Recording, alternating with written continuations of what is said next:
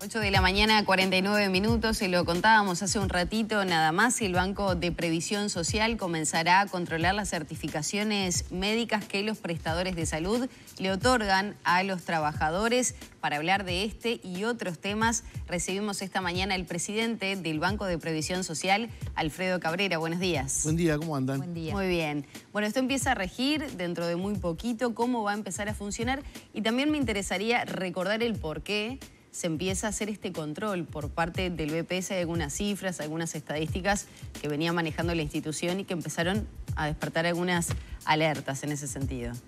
Bien, a ver, vamos por el comienzo. Esto es una disposición que se estableció en la primera rendición de cuentas de este gobierno, que establecía que el único método válido para certificar una enfermedad a los efectos del cobro del subsidio era la certificación que hace el prestador de salud del usuario. Y el Banco de Previsión Social queda encargado de auditar y controlar ese sistema.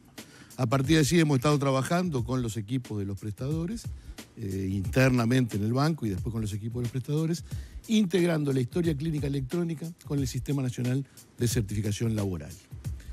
Para la persona no cambia nada, va a seguir haciendo lo que hacía hasta ahora, que es concurrir a su prestador de salud a efectos de obtener una certificación, pero el nuevo sistema lo que hace es comunicarse online en el momento de la certificación entre el prestador y el banco, y se produce un diálogo de sistemas, por supuesto, donde el banco le informa al prestador el historial de certificaciones de la persona, el tiempo estimado de recuperación, según las tablas técnicas que el banco tiene de esa enfermedad, y además le realiza algunos controles, como por ejemplo la postdatación o antedatación de una certificación. Con eso el profesional realiza la certificación, la cual queda incorporada en la historia clínica electrónica de la persona que está concurriendo a certificarse. Naturalmente que es un acto médico, por lo tanto el profesional puede aceptar la sugerencia de tiempo de recuperación del banco o puede no hacerlo, y si no lo hace, con su fundamento técnico, dará el tiempo de recuperación que sea necesario. Cuando dice que es con el prestador de salud, eso quiere decir que no se puede dar más aquello que era quizá frecuente, de que un médico por fuera de la sociedad médica o quizá ni siquiera el especialista adecuado para la dolencia certificara a una persona. ¿Eso es lo que quiere decir? Exacto. No existe la certificación fuera de la que da el prestador de salud de la persona, que es la mutualista, el seguro, el hospital, ACE, donde aquella persona usualmente va a ser un usuario de FONASA y va a estar en uno de los prestadores del sistema. Bien, ese es el que le da la certificación. ¿Por qué se hace esto? Bueno, porque en definitiva hay una idea que creo que todos los uruguayos tenemos de que existen certificaciones complacientes o no ajustadas exactamente a realidad, y todos tenemos la sensación, los empresarios, los trabajadores, de que muchas veces hay personas que invocan una condición de enfermedad y que no necesariamente la misma se cumple. Como son actos médicos, son muy difíciles de determinar en el caso aislado cuando estamos ante una certificación correcta o cuando estamos ante una certificación complaciente. Por lo tanto, esta mirada que estamos instrumentando ahora es una mirada global que nos va a permitir no detenernos en el caso aislado, sino analizar el sistema en su conjunto, sumar información. Eso quiere decir que si una persona un día se certificó por garganta, al otro día por tendinitis, al otro día se hace como un llamado de alerta, ¿o cómo funciona? No. Eso es lo que nos va a dar cuando el sistema... A ver, la persona... El seguro de enfermedad es para cubrir personas que tienen enfermedad, y está muy bien que así sea y seguirá siendo. Tiene los límites que tiene hoy, hasta un año, con opción de un año más, en fin, todo lo que puede ser la reglamentación, que es la reglamentación que el banco tiene establecido. Lo que queremos es tratar de determinar que todos los que están certificados por dolor de garganta, efectivamente les duela la garganta, y no que sea la manera de no ir a trabajar. Entonces, lo que nos va a dar el sistema a mediano plazo, o a corto plazo, mediano plazo, va a ser información para analizar el caso aislado es la globalidad. Promedio de días que se otorga por tal enfermedad. Promedio de instituciones. Dentro de las instituciones, los médicos. ¿Cuántos hacen? ¿Cuántos dan? ¿Por qué hay? Tal vez cuando el sistema lo tengamos cargado, vamos a decir, ¿por qué este profesional tiene una diferencia constante en la certificación en relación a la media de los especialistas de esa disciplina? ¿ah? Lo que nos va a dar información, porque además hoy todas las certificaciones que recibe el banco no se corresponden no vienen firmadas por el médico que hizo la certificación. Vienen firmadas por la institución, por el director técnico. Entonces, me llegan 10.000 certificaciones y yo no sé quién estuvo atrás de esas certificaciones. El sistema, ¿verdad? Ahora, la certificación se identifica con una persona, con su historia clínica y con un médico que es el que realiza la certificación. Y desaparecen los médicos certificadores, como tú decías recién, individuales. Eso deja de existir. Los controles que va a hacer el BPS entonces, más allá de ese intercambio de información, ¿no va a tener personal que pueda ir a certificar que la persona efectivamente esté enferma? Eso no, ya no estamos pensando en ir por ahí. Lo que estamos es tratando de mirar la globalidad del sistema. Requeriría muchísimo más personal, ¿no? Y volvemos por eso es que esto generalmente ha fracasado anteriormente los intentos, porque analizar con la presencia in situ del médico certificador puede servir para algunas enfermedades y para otras no. Si la persona, el diagnóstico es depresión, que esté en la casa o que no esté en la casa no necesariamente va a ser un incumplimiento. Ese es el cambio, lo interesante de este sistema que estamos poniendo en producción es el cambio de paradigma. Hasta ahora siempre morimos en analizar el caso concreto. Vamos a inspeccionar ese que yo sospecho que no está enfermo o vamos a mirar si este dictamen, que se puede hacer, y no quiere decir que no se haga, pero en realidad esa visión del 1 a 1 es lo que hasta ahora no ha permitido que este problema tenga una cuantificación, que no la tenemos, y una solución. Con la voluntad de entender mejor cómo funciona y de llevar claridad, hay algunas preguntas que empiezan a subyacer ante eso, y es, por ejemplo, cuando uno dice por qué este profesional certifica más que otro o el tiempo es más largo, puede sonar a lupa o puede hacer pensar, bueno, pero ¿y dónde está el límite? Capaz que justo coincidió, pagan justos por pecadores, que es otra de las tradiciones que se manejan en Uruguay. Como todo el mundo se certifica, después ponen el ojo en el que realmente está enfermo. ¿Cómo se va a establecer ese límite entre, bueno, el derecho de los médicos a certificar según lo que consideran necesario y lo que pueda llamar la atención en cuanto a ese cruzamiento de datos? Yo creo que en la medida que tengamos información, los límites surgen con claridad de la propia información. Cuando andamos a ciegas y no sabemos exactamente qué es lo que pasa, es cuando pagan justo por pecadores, porque en definitiva se hace un manto de sospecha de manera general. Puede haber enfermedades, la misma enfermedad, como decía yo recién, puede dar caso a que la certificación esté correcta. La invocación de una enfermedad puede ser una certificación correcta o no serlo. No hay un foco en ver un desvío y a partir de ese desvío ir a cazar con Z a un médico puntual. Lo que queremos es que todos asumamos las responsabilidades. Entonces, en definitiva, yo creo que el mero hecho de saber que la información está arriba de la mesa va a generar que las conductas tiendan a ajustarse a lo debido. Porque, en definitiva, vuelvo a lo que ya dije, hoy hay una suerte de anonimato donde, en definitiva, la certificación se produce sin ni siquiera que haya un conocimiento de la persona, que ese es otro tema. Hoy un médico certificador, tú te vas a certificar y te atiende una persona en la mutualista que nunca te vio, que es el médico que está atendiendo ese día y tú sos la persona que ese día tiene una dolencia. O sea, y te certifica a partir de un diagnóstico de la consulta sin tener contexto. Y hoy va a tener un contexto. Va a tener el primer contexto, que es tu historial de certificación. Mira, esta persona sufre de columna. Esta persona tuvo un bloqueo, tuvo 3 consultas, estuvo certificada. O sea, va a tener un contexto de la persona que tiene frente y además va a tener una referencia de tiempo estimado de recuperación, que es la que le da. Igual también hay una línea delgada, y fue uno de los argumentos que esgrimió COFE en los últimos tiempos, que es entre esa necesidad de la información y el derecho a la privacidad, sobre todo con respecto a determinadas patologías que van a ser de uso un poco más general, por lo menos lo parece en base a lo que usted está comentando. El derecho a la privacidad se respeta 100%.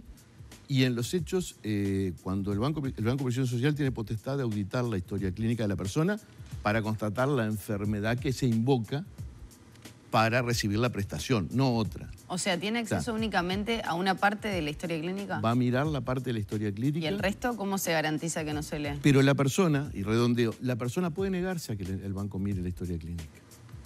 Naturalmente, si yo invoco una condición médica para recibir una prestación económica, parece lógico que si yo no acredito la condición médica, no voy a obtener la prestación económica. Es o sea que si uno la no lo contracara autoriza... uno del otro. Pero si una persona dijera, mire, yo expresamente no acepto que miren mi historia clínica, no la miramos. No la vamos a mirar. Pero no se le paga. Y seguramente no, porque no vamos a acreditar la enfermedad. ¿Seguramente o es una decisión tomada? No es una decisión tomada, pero a ver, vamos a un caso no sea el de enfermedad, una incapacidad. Cuando una persona va a tramitar una incapacidad, ¿no? De su hijo, generalmente hace un consentimiento informado para que le miremos la historia clínica. Porque en definitiva la invocación de la enfermedad surge de su historia clínica. Tuve tal diagnóstico, tal tratamiento, tomo tal remedio, consulté tan especialista, me hicieron tal estudio, en fin. O sea, la información médica, cuando es la base de una contraprestación económica, deja de ser secreta por imperio de la propia voluntad de la persona que quiere obtener el beneficio. Ahora, no hay manera de que puedas invocar, solicitar por ejemplo, vuelvo al caso, una pensión de invalidez diciendo, pero usted no me puede mirar, usted no me puede analizar, usted no puede ver mi historia. No, es obvio que es la contracara. En vez de, en algunos casos puntuales, imagino que no es la globalidad de los trabajadores que no quieran que se acceda a su historia clínica, no creo que haya algo que no quieran mostrar. Si hay personas que en ese caso sí pretenderían que no se acceda por determinadas situaciones, ¿hay forma que el trabajador pueda mostrar lo que él quiera al BPS a nivel de la historia clínica, llevarlo presencialmente, por ejemplo, y que otra parte de la historia no se lea? Hagamos la digresión. En el caso de la certificación, el sistema está previsto para que el banco mire el historial de certificaciones y lo informe. Si fuera a solicitar por ventanilla un trámite como una discapacidad, la persona puede llevar. O sea, generalmente nosotros le pedimos que nos haga un consentimiento informado porque es más práctico. Sí, para la especialidad, ver lo que tienen que ver y para la persona y para el propio banco cargando. También. Lo que pasa es que eso es un segundo paso que es pasar definitivamente de la historia clínica papel a la historia clínica electrónica. Que a comienzo del 2023 parecería ya que esos carritos llenos de papeles que van con la historia y las personas que andan con su historia clínica va pasando todos los prestadores están con el 100% de las historias clínicas electrónicas. No todos los prestadores están, por eso es que este sistema comienza a ponerse en producción hoy, pero hoy no está al 100%. Hay distintos niveles de cumplimiento de la historia clínica por parte de los prestadores. Están haciendo sus ajustes, sus desarrollos, algunos están más adelantados, otros no. Es disímil la situación, pero existe la obligación de ir hacia ahí y están yendo, y en los hechos hemos estado trabajando con ellos todo este periodo. Cabrera, ¿cómo ha venido la evolución de las certificaciones médicas a nivel nacional? Estoy pensando en los últimos años, pandemia, pospandemia, ahora que ha habido un aumento de los casos.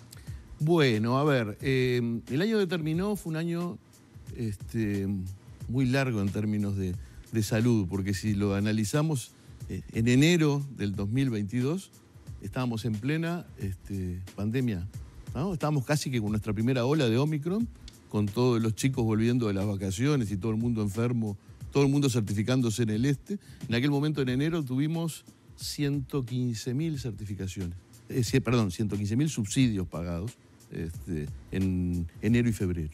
115.000, 113.500 fue el número.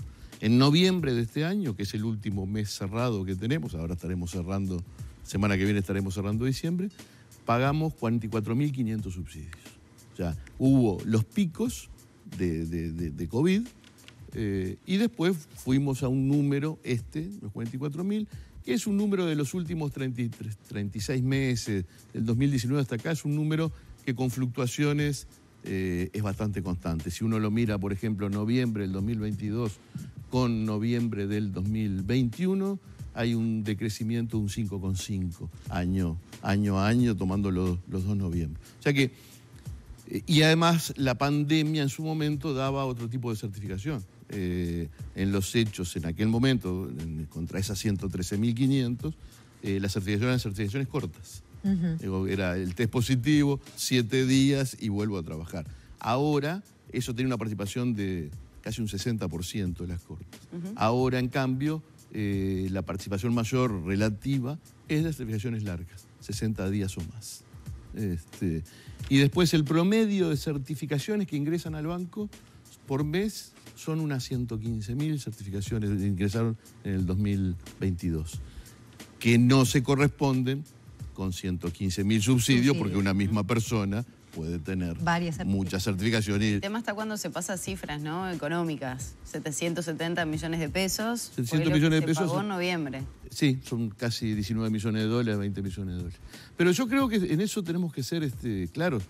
¿Cree que se va a modificar algo con este nuevo sistema de certificaciones? Bueno, yo espero que corrijamos aquellas que efectivamente no sean reales, ¿sí? Lo que queremos es ajustar para que lo que no sea real no se pague y podamos tener más dinero para pagar todas las que sean reales. Porque en definitiva, la certificación médica es un gran beneficio para los trabajadores. ¿La variable económica es una de las que pesa para esta modificación? No, porque esta es una partida. El banco no tiene un cupo cerrado de dinero para pagar certificaciones médicas. Y la pandemia lo demostró. Pasamos de 40.000 a 100.000 y se pagaron. No es que el rubro certificaciones se gastó. Pero es una corrección que se pretende realizar por parte Es una corrección que se busca hacer para hacer ahorros y para evitar casos de fraude, por decirlo de la manera más grosera posible, o por lo menos de mala utilización del dinero. En definitiva, nosotros somos administradores de dinero que no es del Estado, que es de la gente que con sus aportes y con sus impuestos lo está pagando. ¿No? Cabrera, para ir redondeando el tema certificaciones y abordar algún otro que hace a la realidad del Banco de Previsión Social, esto está ocurriendo en el sector privado, en el público también, más allá que el BP se queda por fuera en algún aspecto, pero ¿ya se empieza a controlar también en el sistema público? La última revisión de cuentas hubieron modificaciones en la licencia de los públicos, donde a partir de ahora van a tener 9 días similares a los 3 del sector privado y después van a pasar a tener descuentos como... 9 días y después es 75%, ¿no? Igual que igual. El nuevo porcentaje. Pero bueno, la certificación de los públicos también va a ser hecha por el Banco de Previsión Social con el mismo método que estoy explicando. Más allá que la erogación sea... Más allá de que el pago del subsidio lo hace el organismo. Lo único que en esos casos, en los públicos hay todavía algunos prestadores que están por fuera del FONASE que se van a ir incorporando y que van a ir comunicando a nosotros. Y déjeme redondear con esto. Nosotros que lo junto con la privacidad y con la comunicación. El banco cuando recibe una certificación se la comunica al empleador, sin informar cuál es la enfermedad. O sea, lo que se comunica es la trabajadora Correa está certificada, tiene 15 días, tiene 10 días, tiene más. No se dice cuál es la enfermedad. Y lo que va a hacer el sistema ahora, centralizado, es notificarle a todos los empleadores. O sea, no va a poder pasar que una persona esté enferma en un lado y trabajando en otro. A partir de ahora, la enfermedad es una y se comunica a todo el sistema público o privado. Una última breve antes de pasar a otros temas, como decía Magdalena. Usted decía que aumentaron las certificaciones más largas. ¿Aumentaron también en relación a las enfermedades, por ejemplo, mentales, como se habló de la incidencia de la emergencia sanitaria en temas, usted lo decía? ¿No tiene esa diferenciación? No tengo. Yo generalmente en mi información distingo, como en definitiva es desde mi perspectiva, lo que distingo es tiempo de recuperación, promedio salarial, pues en definitiva son distintas. No tengo una... Podría suponer que sí, pero no tengo ninguna información como para decir algo concreto. No lo tengo. Cabrera, hablemos del llamado para 500 auxiliares administrativos que cierra en pocos días. ¿Cómo se pueden contactar? Gracias por la pregunta. No son 500. No son 500. No son 500. Gracias por la pregunta. A ver, ¿cuántos porque eso son? fue un titular que salió mal y que ha generado demasiada confusión. 500 es el máximo que van a estar sorteados para poder participar de un llamado de muchísimos menos. ¿Qué sucede? Cuando uno abre un llamado, se presentan muchas personas, 50.000 personas, 70.000 personas, las que fueren. Entonces, uno no puede, la institución, o sea, aún cuando todas las personas cumplan con los requisitos del llamado en términos objetivos, edad, educación, etcétera, etcétera, no puede hacer una prueba para 70.000 personas. No tenemos la capacidad de hacerlo. Entonces, para cada cargo se establece un cupo, una cantidad de aspirantes y entre todos los inscriptos se sortean. 500 es el máximo que van a participar del sorteo.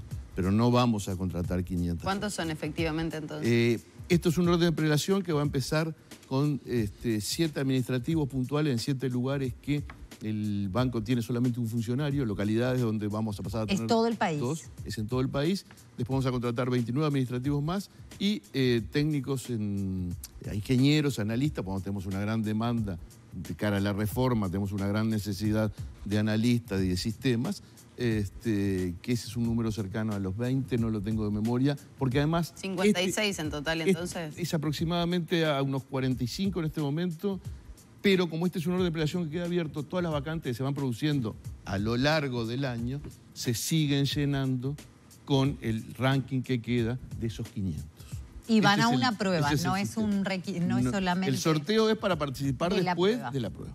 ¿Cuáles son los requisitos para participar y dónde se pueden inscribir, teniendo en cuenta que el 11 cierra el llamado? Los requisitos están en la página, difieren si son cargos administrativos de técnico, les sugiero que las personas entren directamente en la página, ahí se inscriben y ahí tienen los requisitos. Usted lo mencionaba, cómo está preparándose el BPS de cara a la reforma, cómo va a cambiar el trabajo de cara a eso. Bueno, estamos trabajando con mucha intensidad, porque para nosotros la reforma pasa a ser algo muy concreto en pocos meses, que nos implica desarrollos tecnológicos nuevos, mientras mantenemos todo lo que ya hacemos. O sea, tenemos que hacer convivir 2 regímenes, el actual y aquellas cosas que comienzan a entrar en vigencia del nuevo régimen, lo cual internamente nos implica desarrollar. O sea, tenemos un gran desafío de hacer desarrollos de software, de sistemas, para poner en operación todo lo que sea nuevo.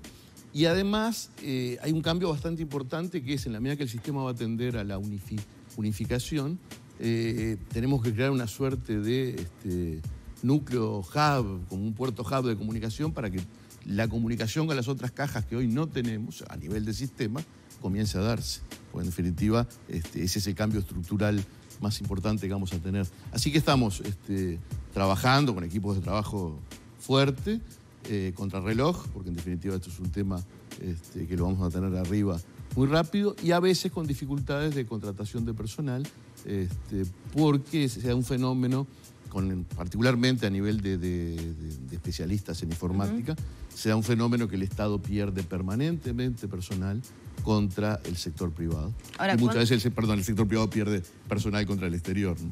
¿Cuánto modifica el trabajo del BPS teniendo en cuenta que de aprobarse esta reforma de la seguridad social, que es un hecho prácticamente que va a suceder, empezarían a jubilarse más adelante, pero en algunos años, ¿cuáles son esas modificaciones que debería hacer el Banco de Previsión Social? Sobre todo en pensiones, sobre todo en qué aspectos.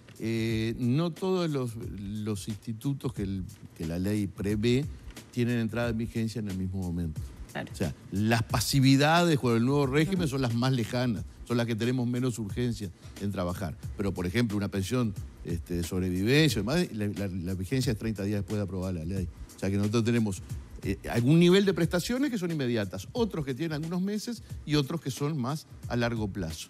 Pero a su vez tenemos gente que va a ingresar al sistema, ya con sistema nuevo, los nuevos ingresos al sistema, que van a tener un sistema de aportación diferente, y vamos a tener una distribución de aquellos sistemas como el policial o militar, que hoy no aportan en una cuenta de ahorro en AFAP. Esos vamos a tener que distribuir, seguramente vamos a ser nosotros quienes distribuyamos el ahorro entre las cuentas, como hoy hacemos con nuestros afiliados. O sea que tenemos, seguramente en el año nos vamos a estar viendo. Sí, sobre todo para explicarle a la gente cómo van a ser esas nuevas modalidades que se modifican mucho. Ese es otro tema, que tenemos un desafío importante nosotros, que lo tenemos muy claro, que es, nosotros nos vamos a convertir en asesores previsionales de primera línea. Y en los hechos lo estamos enfocando en esos términos. Más allá de todo esto que yo decía recién, que es un trabajo interno, que no lo ve, que la persona no tiene por qué enterarse que lo estamos haciendo, sin duda vamos a tener un trabajo hacia afuera, que es de asesorar y de explicar a las personas cuál va a ser el régimen actual. Bien. Y ahí también tenemos un gran desafío. Cabrera, muchas gracias por acompañarnos en esta mañana. Un gusto, encantado. Que sea un buen 2023.